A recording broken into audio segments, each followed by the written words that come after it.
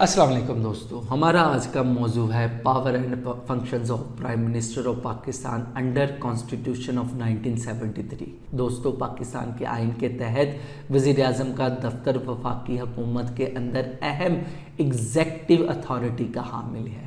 वज़ीर आज़म executive branch का सरबराह होता है जो वफाकी काबीना की क़यादत करने, हुकूमती पॉलिसियाँ बनाने और इस पर अमल दरामद करने और बैनुल-अक़वामी मामलात में पाकिस्तान की नुमाइंदगी करने का ज़िम्मेदार है।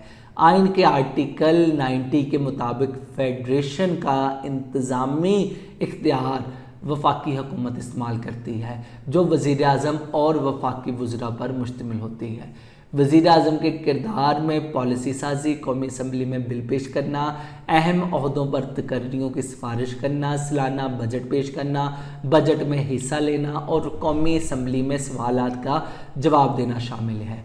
मज़ीद ये कि वज़ीर आज़म हंगामी हालात यानी एमरजेंसी के दौरान मुल्क का इंतज़ाम संभालते हैं और मुश्किलात से मुल्क को निकालने में अहम किरदार अदा करते हैं। अहम इख्तियारात समेत वज़ीर आज़म कौमी असम्बली के सामने भी जवाबदेह हैं और आइन में कायम करदा चेक एंड बैलेंस के फ्रेमवर्क के अंदर वो काम करते हैं। Powers and functions of prime minister of Pakistan. Number 1 तो वज़ीर आज़म जो है एग्जेक्टिव अथॉरिटी का हामिल होता है और हुकूमत का सरबराह होता है।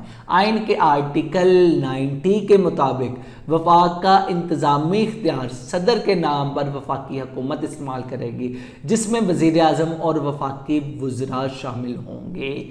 फिर उसके बाद काबीना की क़यादत और पॉलिसी की तश्कील। वज़ीर आज़म वफाकी काबीना की क़यादत करता है जो मुख्तलिफ सरकारी महकमों और कामों के ज़िम्मेदार वज़रा पर मुश्तमिल होता है।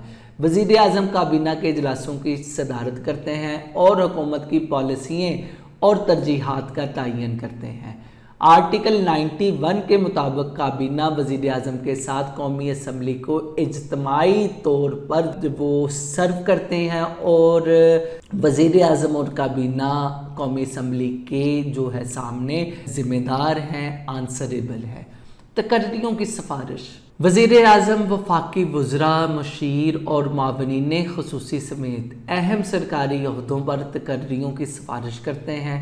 आर्टिकल 92 के मुताबिक वफाकी वज़रा और वज़राए ममलिकत वज़ीर आज़म की खुशनवूदी के दरमियान ओहदे पर फाइज रह सकते हैं, यानी जितने भी वज़रा हैं अगर वज़ीर आज़म चाहेगा तो वो अपने ओहदे पर बरकरार रहेंगे, नहीं तो नहीं, अकॉर्डिंग टू आर्टिकल 92। फिर कानून साजी के इख्तियारात। वज़ीर आज़म कौमी असम्बली यानी पार्लियामेंट के ऐवाने ज़ेरी में बिल पेश कर सकते हैं। वज़ीर आज़म की हुकूमत कानून साजी की कोशिशों को मजबूत करने और इस बात को यकीनी बनाने के ज़िम्मेदार होते हैं कि हुकूमत के ज़ेरे एहतमाम बिल पेश किए जाएँ और उन पर बहस की जाए। फिर खारजा अमूर और नुमाइंदगी। वज़ीर आज़म बैनुल-अक़वामी मामलात में पाकिस्तान की नुमाइंदगी करते हैं। वो दूसरे ममालिक के साथ सफारती तल्लुकात बरकरार रखने और बैनुल-अक़वामी मुआहदों में पाकिस्तान के मफादात की नुमाइंदगी करने के ज़िम्मेदार होते हैं। अकॉर्डिंग टू आर्टिकल 40 सदर को फेडरेशन के खारजा अमूर को चलाने और फेडरेशन की जानिब से मुआहदों को अंजाम देने का इख्तियार हासिल होता है, जबकि ओरिजिनली सदर जो है वही करता है जो कि वज़ीर आज़म जो है उसे कहता है। एमरजेंसी यानी हंगामी हालात में जब पाकिस्तान को सलामती के ख़तरात लाहिक हों तो वज़ीर आज़म सदर को एमरजेंसी के ऐलान का मशवरा देता है। अकॉर्डिंग टू आर्टिकल 232 अगर सदर इस बात पर यकीन कर ले कि संगीन एमरजेंसी की सूरत हाल मौजूद है तो इन हालात पर काबू पाने के लिए वो एमरजेंसी का ऐलान जारी कर देता है और इस सूरत हाल में जो है वज़ीर आज़म जो है वो अपना इंटेग्रल रोल जो है वो अदा करता है। बजट का अमल। वज़ीर आज़म की हुकूमत सालाना वफाकी बजट कौमी असम्बली में पेश करती है। आर्टिकल 84 के मुताबिक वफाकी हुकूमत को मौसूल होने वाले तमाम महसूलात اس حکومت کی طرف سے اٹھائے گئے تمام قرضے اور کسی بھی قرض کی ادائیگی میں اس کی طرف سے حاصل کردہ تمام رقم کنسولیڈیٹڈ فنڈ تشکیل دیں گے۔ بجٹ جو ہے قومی اسمبلی میں منظور کروانا وزیر اعظم کا کام ہے۔ اگر وزیر اعظم قومی اسمبلی میں بجٹ پاس نہیں کروا پاتے تو ان کا حکومت میں رہنے کا کوئی جواز نہیں رہتا۔ جواب دہی اور رپورٹنگ: وزیر اعظم قومی اسمبلی کے سامنے جواب دہ ہے۔ وہ مختلف ڈسکشنز میں حصہ لیتے ہیں، سوالات کا جواب دیتے ہیں، اپنی پالیسیز کی وضاحت کرتے ہیں۔ آرٹیکل 91 کے مطابق وزیر اعظم صدر کو فیڈریشن کے امور کے عمومی طرز عمل سے بھی آگاہ کرتے ہیں۔ یہ تھے وزیر اعظم کے بنیادی فنکشنز اور پاورز۔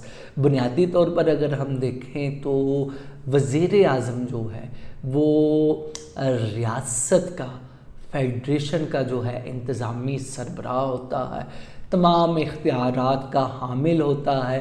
وہ تمام ایگزیکٹو اتھارٹی کو اپنے وزراء کے ساتھ جو ہے سر انجام دیتا ہے اور ملک میں جتنی بھی اہم تقررییں وہ کرواتا ہے اور جتنے بھی بیرون ملک کے ساتھ جو ہے معاہدے ہیں ان کی توثیق کرتا ہے۔ نیز قانون سازی سے لے کر ایگزیکٹو عمل تک جو ہے وزیر اعظم کا رول انتہائی اہم ہے۔ اگر ایک طاقتور وزیر اعظم ہے تو وہ ریاست کو اچھے انداز میں چلا سکتا ہے۔ ایک کمزور وزیر اعظم جس کے قومی اسمبلی میں نشستیں مکمل نہیں ہیں، سمپل میجورٹی نہیں ہے، تو وہ کافی مجبوریوں کا شکار بھی ہوتا ہے۔ مختلف سیاسی پارٹیاں جو ہیں وہ ان کو بلیک میل بھی کرتی ہے اور اسٹیبلشمنٹ بھی اپنی طاقت کی وجہ سے جو ہے وزیر اعظم کو اپنے اشاروں پر نچاتی ہے۔ لہٰذا اگر دیکھا جائے ریاست پاکستان کی مضبوطی اسی وقت ہی عمل میں آ سکتی ہے جب ملک کا ایگزیکٹو ہیڈ یعنی وزیر اعظم مضبوط ہو، اور اس کے لیے کم از کم اس کے پاس سمپل میجورٹی کا ہونا ضروری ہے۔